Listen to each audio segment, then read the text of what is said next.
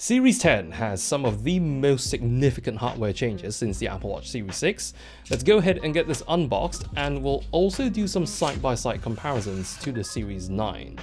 The cases for the entire lineup this round are all carbon neutral, including the titanium cases, but this one I'm unboxing is what I think is the most interesting finish this round, jet black. It's the first time Apple's offering a glossy finish at the aluminium price point. It's apparently a 30-step anodization process to achieve this finish, and being a glossy black, when it's not catching any highlights, you get this perfect deep black, and when highlights do roll in, it reveals that luxurious gloss. It's still not as shiny and polished as the old stainless steel or new polished titanium finishes, but again, we are getting jet black at the same price as the rest of the aluminium models. Another thing to love about the Series 10 is how the backplate is now perfectly matched to the rest of the watch. There's an antenna band around the backplate, but otherwise it really does give the illusion of a unibody design. The Series 10 is also 1mm thinner than the Series 9. Doesn't sound like much, but it's actually quite noticeable, considering that 1mm represents nearly 10% of the Apple Watch's thickness.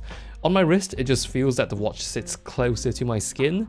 They've also shrunk the digital crown on the Series 10. It honestly doesn't feel very different, and it's one of those things you probably won't notice unless you compare it.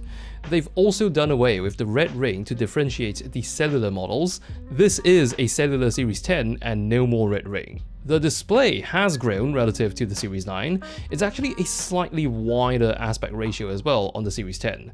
We get corners which are a bit more rounded, and when it comes to content you can fit on the screen, you'll probably fit a few extra words in when glancing at emails. The wide-angle OLED does give very much improved viewing angles, and the 1Hz refresh rate is really neat because your always-on display now refreshes by the second instead of once every minute. Perhaps another of the Series 10's most identifiable hardware traits is the speaker grille. There are now fine perforations on the side instead of a deep cutout. I suppose this design will be better at keeping water out, but on the Series 10 you can now play music through it. This is one of those new features which I'm not too sure what to make of, but glad to know it's on my wrist, I guess. I'll be keeping this on my wrist a bit longer and be back to share my thoughts once I've spent a bit more time with the watch. Till then, I'll see you around.